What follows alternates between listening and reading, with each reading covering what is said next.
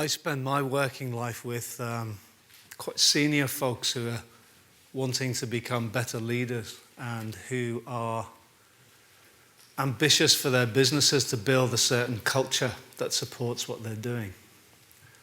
Now, I'm quite aware as I start off that it's a tricky subject, you know, building culture, building innovation culture.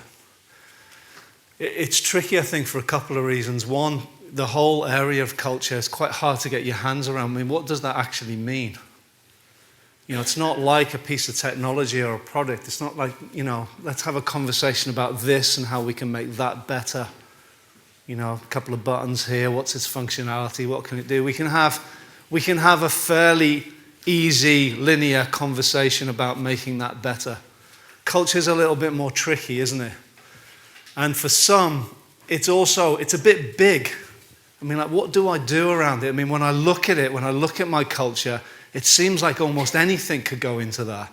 It can get a bit overwhelming. So I'm quite aware that this is a tricky subject. And what I'm wanting to do today is to really give you something very practical that you can go away with as leaders of your organizations to define maybe what innovation culture is, or at least give you some guides on it. I think a definition is probably the wrong word. You'll define it. But to give you something about what do we mean by culture and some really practical things that you can take away that I've either had personal experience of myself or that I've seen done from other leaders who are wrestling with this particular challenge. So this is where I'm coming from with this. I mean, my career is quite broad. I started with a big company with Unilever, so had my first experiences of innovation in quite a process-rich environment, you know, how big companies can innovate. And then I moved to a startup, What If, and that actually is a company that specializes in innovation. So that's where I really got my hands on both leading a small company and looking at the subject of innovation. And at that time, I also retrained to be a psychologist. I was always fascinated in people, culture, what makes people tick. And that passion led me to setting up the mind at work, really looking at what role the mind plays in the way we think, respond, behave, create culture. And I've also put one other company up there, which is a company I partner called Wavelength. I put them up because they're really interesting. Quite a few of the examples I'll share today come from them. They basically look at world-beating organizations, and they look to get on inside the DNA of what makes them tick and how people lead those organizations. So I'll share some of the insights I've picked up from them, but they're worth checking out if you're interested in that sort of stimulus. So, this is a bit of audience participation. I want you to look at your business right now and think for yourself, what is your biggest source of competitive advantage? So answer the question honestly in your own mind. Okay, so could we hear a few, 3 or 4? Hands up, start over here. What's your biggest source of competitive advantage, sir? People. People, okay, great, people. Another one, don't be shy. Just shout it out. Experience. Trust. Great. There's one over here. Anyone?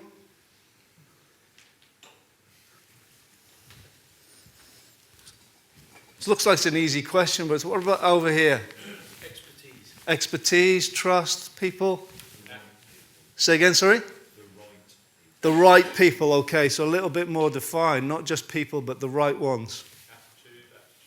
Attitude, okay, so something again quite invisible, but you sort of know it when you experience it. Very good. Any others? Anticipation, okay, of what? What's going to happen, so a predictive capacity. Very good. Okay, well that sort of leads on to the next question. Looking at your business in 3 years' time, what do you think will be the biggest sources of your competitive advantage then? Anybody? Same as they are now, won't change. So all the things we said, people, trust, anticipation, experience, the right people. Can anyone see a change ahead for them? Okay, I ask you this question because it's a question I've been asking for many years now. And I got particularly interested in the answer that was given from those organizations which are really world class. You know, industry beating, sector beating industries. And I was intrigued by quite a common answer that came back. Actually, even more specific than people. The answer surprised me at first, and then I started to look. What I noticed was that a lot of people were saying it was culture. Actually, not even just people. Because they had had experiences, and maybe you've had experiences too, where you can take great people. You can take great people and make a poor business out of them by the way you organize them, by the way they respond. So it's intriguing to me that culture is seen as so vital to these world-class organizations.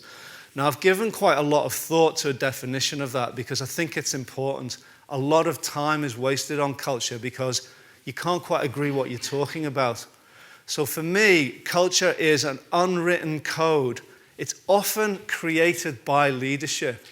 And the code informs people on how they are to behave, to succeed, or to get on well.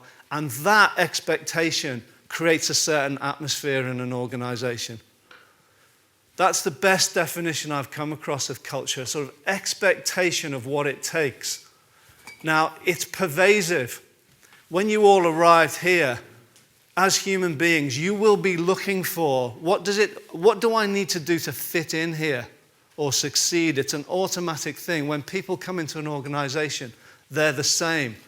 And culture is that unwritten code about what does it take to get on here or to fit in here. That's to me, is the best definition of culture. Now, innovation culture is that, plus some other things. And I think these are some of the qualities. It's not an exhaustive list, but in the innovation cultures that I've seen, the best ones, they're very much about experimentation, trying new things, failing often, failing fast, in fact, owning up to what's not working, looking for outside stimulus. We've heard that from the speakers this morning, connected to things outside their company and bringing them back, constantly learning from the attempt.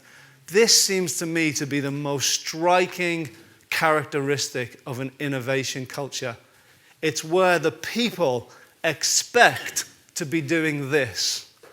This is what it will take to get on around here. And in that definition, everyone can be involved in that. I'm not saying that everyone will be your primary innovators. We'll look at that later on. And the key word is do. The key word is do, not think. Innovative companies they're making things happen. Now, this is a very simple slide, but it's maybe one of the biggest takeouts that I want you to take from today, is that in world-class organizations, leaders consider culture to be their job. In fact, their number one job. In fact, what I'm saying is your number one job. And I challenge you, because if you look at your diaries over the last 6 months, it's very unlikely, I would suggest, that culture is your number one job. It's really difficult when you get senior in an organization. You get pulled in many, many different directions. But this is the striking get out. And I just picked out some quotes that I think speak to this. Culture eats strategy for breakfast. The business of people is people. We were hearing that this morning, but I particularly love this one. There is no strategy so brilliant that people can't figure out a way to screw it up, which I think comes from a guy who's renowned for strategic thinking, whose name escapes me, ironically, a strategist. Do you consider culture to be your job? And if so, how do you go about it? So what I want to share with you today is, I think, 4 main building blocks. And I want to make this, it's a huge subject, but let's make it as practical as we can. 4 things that you can practically do to drive an innovation culture. Talent, expectation, structure, and recognition. Now, I'm going to go quite a lot into the structure piece because I think that's very important, particularly important in technology sectors more than some others. So I'll say more about that. But Of course, it's not an exhaustive list, but these are, I think, the main important things. Let's start with talent. There is a rule that if you hire in haste, you'll repent and pay at leisure. People do not give enough time and energy to the hiring process. We've got a gap in the organization chart. We've got a box to fill. It's one of a big number of things that you've got on your agenda for today. It's very hard to resist the temptation to tick box hiring. Like just, it's done. It's done. What I'm noticing in, my old company, Southwest Airlines, Google, I'm just picking a few, but in these world-class organizations, they have a description of what they're looking for in talent. They talk about googliness. They talk about the spirit of Southwest. They're actually after something, some specific type of talent. It's not just the credentials on a page. Now, take a look at this picture here. This is a picture of a group of airline pilots trying to get a job at Southwest Airlines, which is based in Dallas in Texas, US. This is them trying to get a job in an airline. It's a serious airline, the most profitable in US history, the only airline that's ever been profitable year in, year out throughout the whole of the American aviation industry since they started. They're standing there in their underwear. What they're demonstrating is, we've got the technical skill. You can't really interview for the spirit of Southwest. They're looking for experiences. And so the key challenge to you is, what type of talent, coming back to this gentleman's comment over here, what is the right talent for us? It's not going to be the same as for you, the gentleman you're sitting next to, the lady you're sitting next to. You've got a type of talent. It's your job to define it and then find it. Now, in Southwest Airlines, interestingly, they create experiences in their recruitment cycle that find out whether people have got that spirit. They create experience for that. You can't interview for that. They run this test where somebody will come into a room and will accidentally fall over and will drop a tray on the floor. Then the rest of the Southwest people are looking at the interviewees to notice their reactions, okay? Because what they've worked out is what makes a great Southwest employee is somebody who is responsive to a service need. They enjoy giving service. So these two stay completely immobile. These two jump like that and go up and help. The people are watching. You're great, but you're not Southwest spirit. You are. You can't get that from an interview. Have you got a spirit of service? I do. Yeah, of course he has. Of course he has. It's a brilliant interview technique. You've got to penetrate the interview technique. Of course he's going to say that. So you create, that might sound gimmicky, but it's really not. It's not. It's a creative act. Okay. So I've got a few tips for you. I don't like tips in a sense because every context is different. But I would say to you when it comes to talent, get involved. Interview for technical skill, but design experiences for culture fit. Let talent recruit talent. This is a really important thing. I'll share quite a painful story in my recent history is our best player, Luis Suarez, was basically, in my opinion, recruited by Neymar and Messi. He was recruited because he wanted to play with them. He didn't want to play with Adam Lallana or whoever it was we just signed. He wanted to play with them. Talent recruits talent. You see it very obviously in the football world, but you will also see it in your world. People want to work with great people. So let your talent recruit talent. They like to hang out with each other. And the final thing is, give them roles that will make a big difference. It sounds really obvious, but that's the most motivating thing for top talent. Okay. Next thing is, how do you create an expectation in your organization of the sort of behaviors that you want? The first thing with innovation, You know what I was saying? You're trying things, you're failing fast, you're looking out. You don't want that in every part of your business. It'll be chaos. So it is your job and your senior team to say, we're going to play with that and we're going to leave that alone. Okay? You do not want everything in your organization innovated. There's very few businesses can cope with that level of change. So it's your job to define that. The next is you are creating an expectation about the positive difference that people will make. Now, in innovation, I think here are some of the rules. You're wanting people to be working with data rather than just opinion.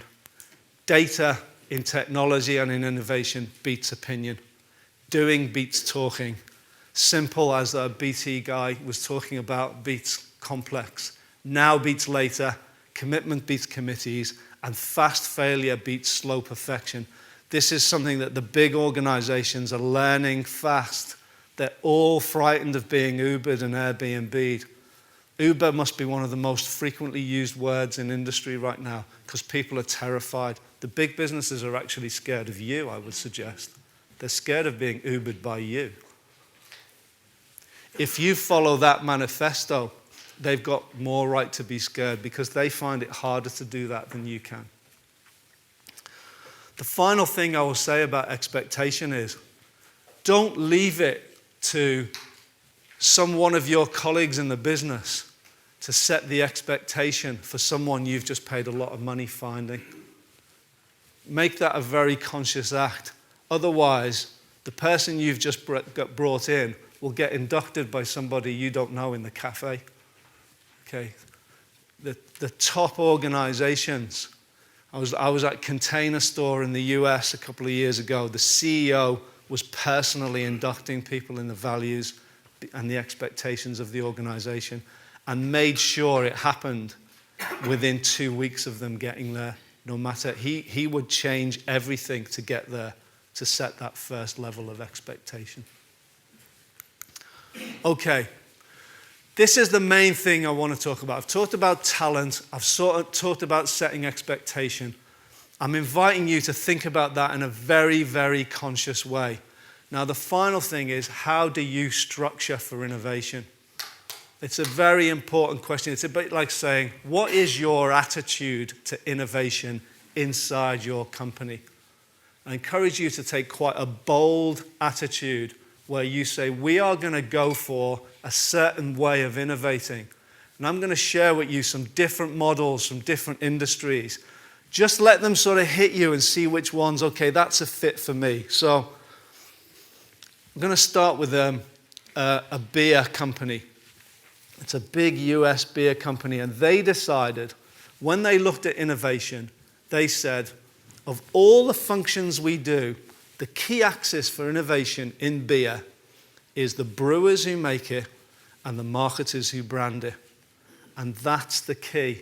And so they invested disproportionately in those two areas. They brought them together. They had them working together in ways that they'd never come together. They built centers for them, and that became the axis of innovation in that organization.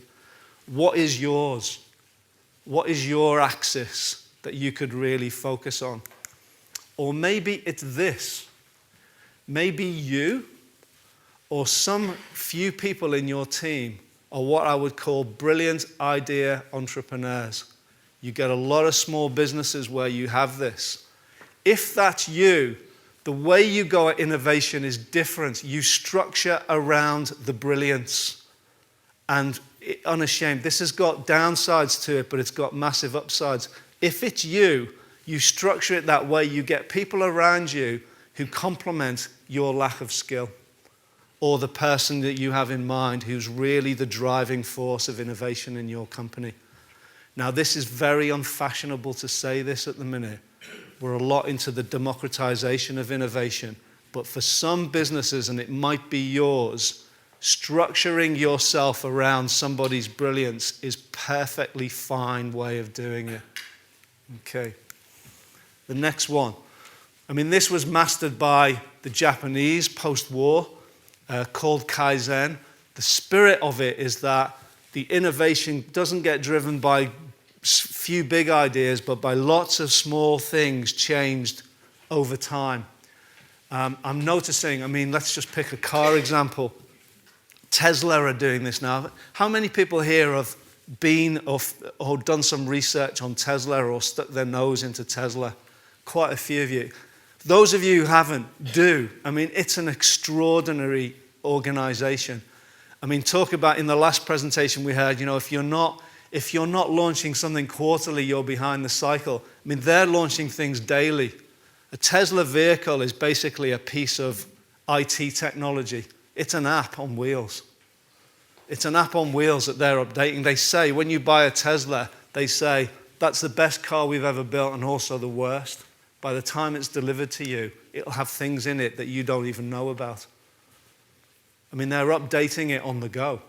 It's that fast, they're extraordinary, and they're doing it lots of little change. Now, this really is a democratic innovation model. And if it's yours, if your sector fits it, it's about engaging a whole group in getting off that innovation belongs in a certain area and everyone coming with a spirit of, we can make a little tweak here and all that will add up.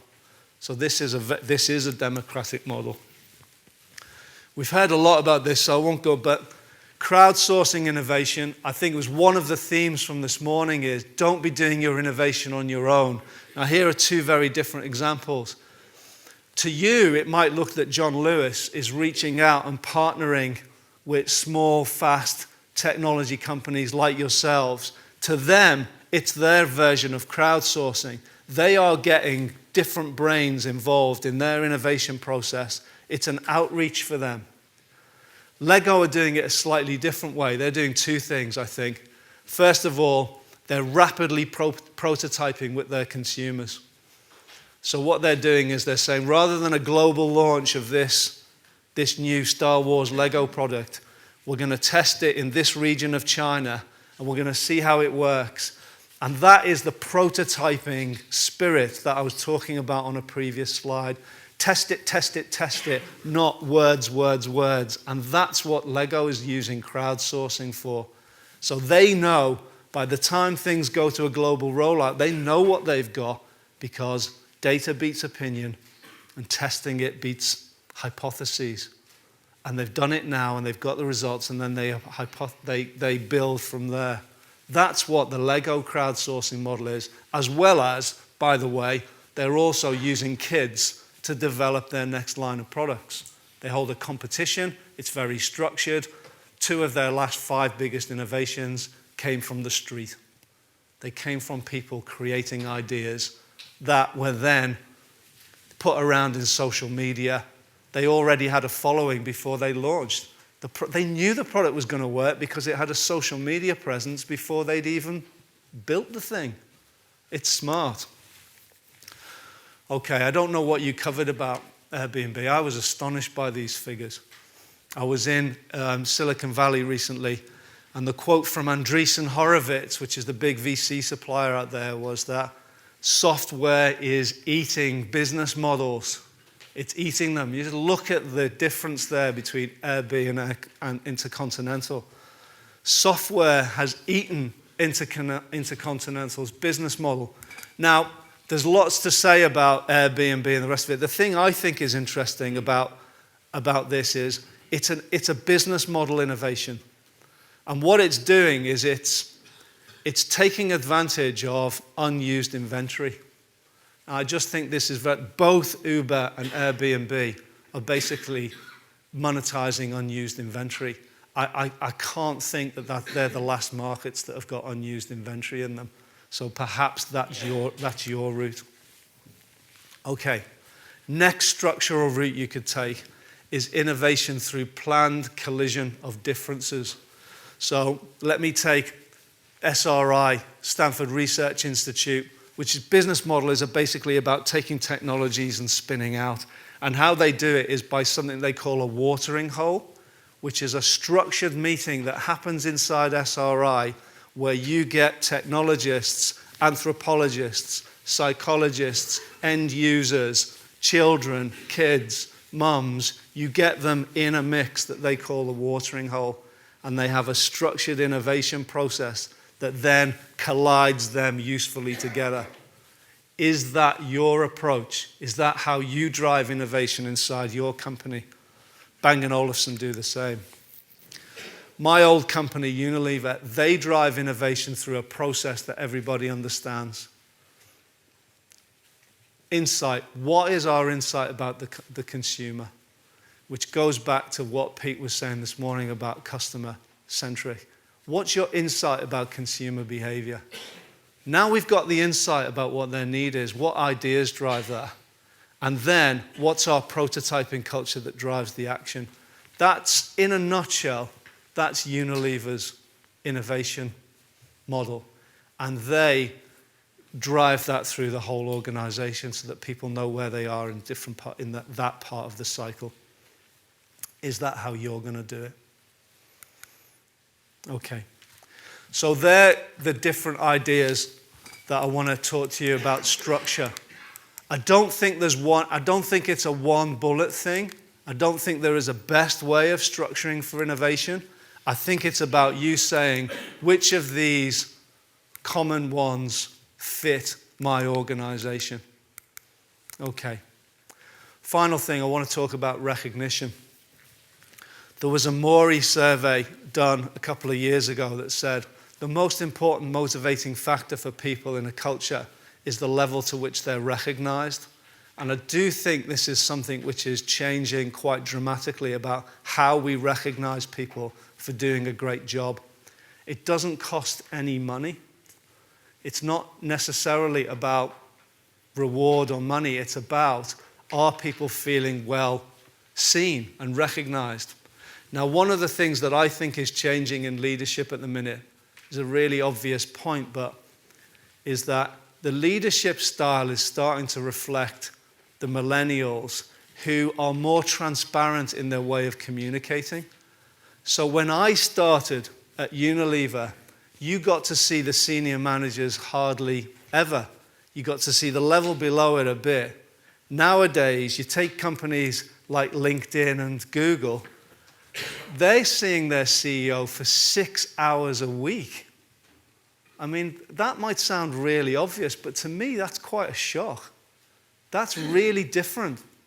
And I think it speaks to the challenge that was put out in the panel just here is, how is leadership changing for these people? These younger people, they want you to be more transparent. They want to see you, and they want you using social media to talk to them. I think when you're doing that, you're engaging them in innovation, you're engaging them in consumer ideas, and you're using it to recognize them, to say, you are doing a great job. This is the bit that's really making a difference around here. I think that's the core that's driving innovation culture at the recognition level. So to summarize, I think there's 4 areas that you can drive expectation through. It starts with talent, as a number of you were rightly saying, but it's about the right talent for you and how you find it. It's then about the expectation that you create, then how you structure it, and then once you've structured it, you recognize it. And it's a long-term game. That cycle repeats over and over. And my insight to you about the world-class organizations is that the people at the top are very, very engaged in that process so that it's not left to chance. Thank you.